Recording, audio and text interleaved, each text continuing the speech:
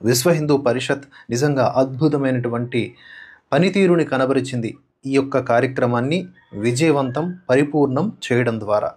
ఎంతమంది స్వామీజీలు ఆ వేదికను అలంకరించారు, ఎన్ని లక్షల మంది హిందువులు అక్కడికి వచ్చి ఎంతో శ్రద్ధగా వారి మాటలను విన్నారు.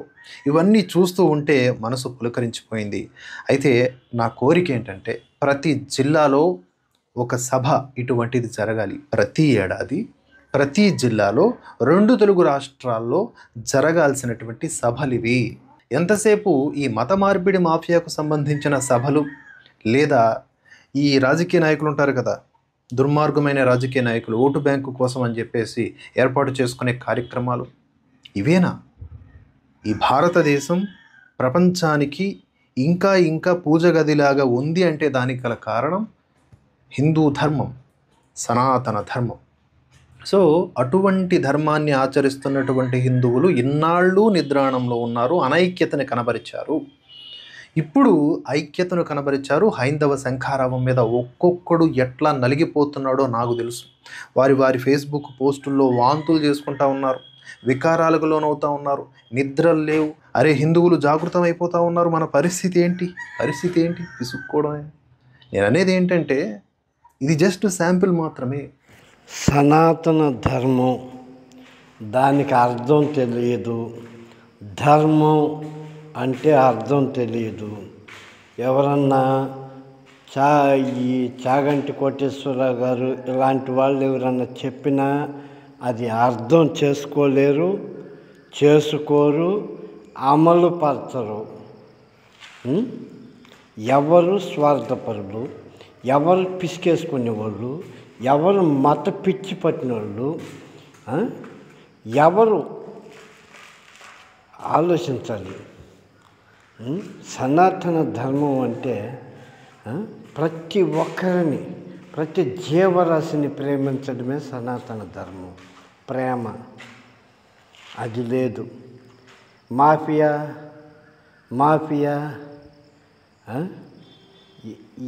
ఈ తేడా చూపిస్తూ మరలా నువ్వు సనాతన ధర్మం గురించి మాట్లాడుతూ ఉన్నావు.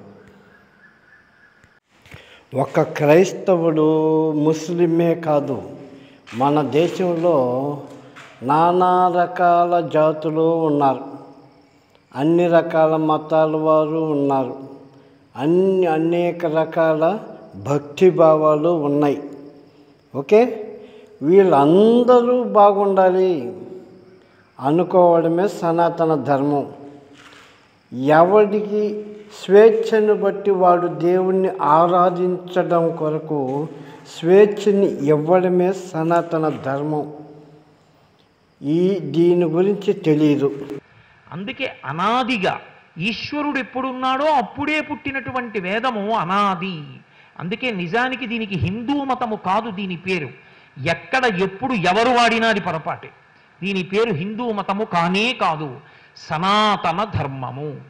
సనాతనము అంటే ఎప్పుడు ప్రారంభమో ఎవ్వరికీ తెలియనిది. పరమేశ్వరుడు ఎప్పుడున్నాడు? పూర్వజ, అన్నిటికన్నా ముందున్నాయని నువ్వు ఏది చెప్తావో చెప్పు, దానికన్నా ముందు ఆయన ఉన్నాడు. అటువంటి పరమేశ్వరుడు ఎప్పుడున్నాడో అప్పుడే వేదం కూడా ఉంది. ఆ వేదము చేత ఆవిష్కరింపబడిన ధర్మం కాబట్టి ఇది సనాతనమైనటువంటి ధర్మము. అంటే దీని పుట్టుక ఎవ్వరికీ తెలియదు. పుట్టుక లేనిది అన్నప్పుడు అంత పరమ పవిత్రమైనది కాబట్టి ఇది నశించిపోవడం అన్న మాట కూడా ఉండదు. అక్కరలేని విషయం గురించి బెంగపెట్టుకోవడం ఏమిటంటే సనాతన ధర్మానికి ఏమైనా ప్రమాదం జరుగుతుందేమో. ఎన్ని రాటుపోట్లు తిందో, ఏమైంది సనాతన ధర్మానికి? ఏమవదు, ఎప్పటికీ చెక్కు చెదరకుండా అది అలా నిలబడి ఉంటుంది. కారణం ఏమంటే ఒకటే కారణం, సనాతన ధర్మమునందు చెప్పబడినది ఏది అంటే ఓం శాంతి శాంతి శాంతి. అందరూ శాంతిగా ఉండాలి, అందరూ శాంతిగా ఉండాలి అన్నది ఎందుకు నిలబడదు? సమాజంలో నిలబడి తీరుతుంది. సత్యం వద ధర్మం చర, ఇంతకన్నా చెప్పడానికి ఎక్కడైనా ఏమైనా ఉంటుందా? ఇంకా సత్యమును పలుకు, ధర్మాన్ని పాటించు, అదే వాంగ్మయము యొక్క సమస్త సారము అయినప్పుడు ఎందుకు సనాతన ధర్మం దెబ్బతినే అవకాశం ఉంటుంది? అసలు ఉండదు. అదో అక్కర్లేని మాట, అర్థం లేని మాట. అటువంటి సనాతన ధర్మము ఏది ఉన్నదో దానికి ప్రాణం ఏది అంటే వేదమే. దేవుడు ఒక్కడా 1000 మందా అయితే 1 కోటి మందా 33 కోట్ల? ఒక్కడే. దేవుళ్ళు ఇద్దరు ఉండరు. దేవుళ్ళు అనే ప్లూరల్ నెంబర్ రాంగ్ అండి. ఆకాశాలు అంటారు ఎప్పుడైనా? గాలి, ఎయిర్స్ అంటారు ఎప్పుడైనా? అనరు. ఇట్స్ ఎ రాంగ్ యూసేజ్ కదా. అలాగే దేవుళ్ళు కూడా రాంగ్ యూసేజ్ అండి. దేవుడు ఎప్పుడు ఒక్కడే. దేవుళ్ళు 10 మంది ఉండరు. దేవుడు ఎప్పుడు ఒక్కడే ఉండును. క్షరాత్మానా వీశతే దేవ ఏకః అని మనకి వేదం స్పష్టంగా చెప్తోంది. ఏకః, ఒక్కడే ఉండును. దేవుడు ఒక్కడే. ఇప్పుడు మనకే కాదండి, వాళ్ళు ఏ మతస్థులైనప్పటికీ కూడా దేవుడు ఎప్పుడు ఒక్కడే ఉంటాడు. వాడు క్రిస్టియన్ అవనండి, ముస్లిం అవనండి, నాస్తికుడు అవనండి, జొరాస్ట్రియన్ అవనివ్వండి, మరో వైష్ణవుడు అవనివ్వండి, శైవుడు అవనివ్వండి, శాక్తేయుడు అవనివ్వండి, దేవుడు ఎప్పుడు ఒక్కడే ఉండును. అయితే ఆ ఒక్కడిలో మనం ఏ ఆస్పెక్ట్ చూస్తాం, దానికి ఏ పేరు మనం పెట్టుకుంటాం, ఎట్లా మనం దాన్ని ఐడెంటిఫై చేస్తాం, ఎట్లా దాని దగ్గరికి అప్రోచ్ అయ్యే ప్రాసెస్ని అవలంబిస్తామో ఇవి మారితే మారచ్చు. That's okay. We need not have any kind of objection. దానికోసం మన ఏదో పెద్ద ఒకరిని ఎక్కువ చూపు ఒకరిని తక్కువ చూపు అనేది కూడా మనకేం పెద్ద అవసరం లేదండి. సర్వలోకాలను సృష్టించిన సృష్టికర్తనే వివిధ భాషల్లో వివిధ కాలాల్లో అనేక పేర్లతో పిలవటం జరిగింది. కానీ దేవుడు ఒక్కడే. ఆయనను సంస్కృత పరిభాషలో సర్వేశ్వరుడు అని, అంటే సర్వానికి అధిపతి, బ్రహ్మ అని, అంటే పుట్టించేవాడు అని, అలాగే విష్ణు పాలించేవాడని, మహేశ్వర అంటే నాశనం చేసేవాడని సంస్కృత పరిభాషలో చెప్పటం జరిగింది. బైబిల్ గ్రంథంలో యెహోవా అని ఆ దేవుడిని పిలవడం జరిగింది. యెహోవా అంటే ఎల్లప్పుడూ ఉండేవాడు అని అర్థం. అలాగే ఆ సృష్టికర్తను ఖురాన్ గ్రంథంలో అరబ్బీ భాషలో అల్లాహ్ అని చెప్పడం జరిగింది. అల్లాహ్ అంటే నిజ ఆరాధ్యుడు అని అర్థం. అందరి దేవుడు ఒక్కడే అయినప్పటికీ ఆయనను వివిధ భాషల్లో వివిధ పేర్లతో పిలుచుకున్నాము. మనం తెలుగులో నీళ్లు అన్నా, ఇంగ్లీష్లో వాటర్ అన్నా, తమిళ్లో తన్ని అన్నా, ఉర్దూలో పానీ అన్నా పేరు మారుతుందే గాని పదార్థం మారటం లేదు. అలాగే మన అందరి దేవుడు ఒక్కడే, కానీ ఆయనకు అనేక భాషల్లో అనేక పేర్లు ఉన్నాయి. ఇది చాలా కాంట్రవర్షియల్ సబ్జెక్ట్. ఇక్కడ ఉన్నటువంటి వాళ్ళందరూ కూడా దీంట్లో ఎవరైనా కనుక మీలో మాంసాహారం తినేవాళ్ళు ఉంటే మీరు దయచేసి పోర్క్ తినడం మొదలుపెట్టండి, పందిని తినడం మొదలుపెట్టండి. విజయనగర సామ్రాజ్యం ఎంబ్లం పంది అంటే ఒక సైకలాజికల్ వార్ఫేర్ మనం చేయాల్సి వస్తుంది. ఈరోజు కటికులు అన్న వాళ్ళు లేరు. మన ఇండ్లలో మాంసాహారం చేయాలన్నా కానీ కూడా ముస్లిమ్స్ని పిలుస్తున్నాం మనం. వాళ్ళు హలాల్ చేస్తున్నారు. హలాల్ మీట్ కనుక మనం తిన్నామంటే మనలో పైశాచికత్వం వస్తుంది. కాబట్టి మనం సమాజం అంతా బ్రాహ్మణులు అవ్వాల్సిన అవసరం లేదు. ఎవరు తినేవాళ్ళు తినచ్చు. మనం దీన్ని కూడా ఒక విధమైనటువంటి సిద్ధాంతపరంగా అసిమెట్రికల్ యుద్ధాన్ని అసిమెట్రికల్గానే మనం జయించాలి.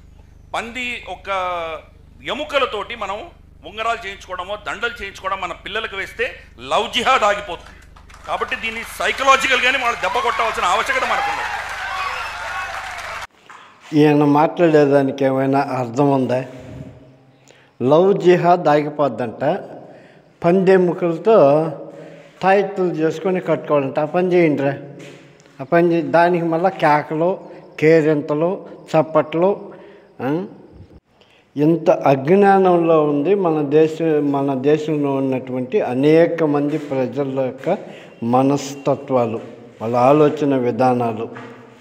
అది కాదు, టెక్నాలజీ పెరిగింది, మంచి చెడులపై అవగాహన కలుగుతూ ఉంది ప్రజల్లో. కులం మతం అని కొట్టుకు చస్తూ ఉంటే ఇవి ఎక్కడి నుంచి వచ్చాయి, ఎవరు పెట్టారు, ఎవరు పెట్టుకున్నవి అని తెలుసుకుంటూ ఉన్నారు. మనిషికి విలువనిచ్చే వాళ్ళు అనేక మంది ఉన్నారు. కాబట్టే ఈ కులం మతం అనేటివి చూడకుండా వివాహాలు చేసుకుంటూ ఉన్నారు. దానికి లవ్ జిహాద్, తొక్కాతోలు అని పేరు పెడుతున్నారు. ఇలా ఉందన్నమాట. వేదాన్ని నమ్మరు. వేదాలు ఎప్పుడో పురాతనం నుంచి అనాదిగా ఉన్నవి అని చెప్తుంటే ఆ వేదాలని నమ్మరు. ఆ వేదాలలో ఏముందో చదవరు.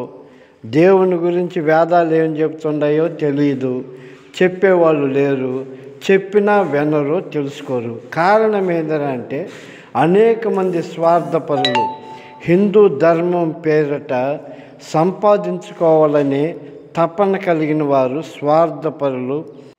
హిందూ, ముస్లిం, క్రైస్తవులు, అన్ని రకాల మతాల వారికి నా సహోదరులకు విజ్ఞప్తి, ప్రాధేయపడి చెప్తూ ఉన్నాను. జ్ఞాపకం ఉంచుకోండి, వాడు ఏ మతస్థుడైనా కావచ్చు, ఏ భక్తుడైనా కావచ్చు, ఏ వీడియో చేసినా, ఏ ప్రసంగం చేసినా దాని కింద విరాళాలు అడుగుతూ ఉంటారు. ఏంది? పేటిఎం నంబర్లు, గూగుల్ పే నంబర్లు, అకౌంట్ నంబర్లు. ఎవడైతే ఇస్తూ ధర్మం గురించి మాట్లాడుతున్నాడో వాడు స్వార్థపరుడు.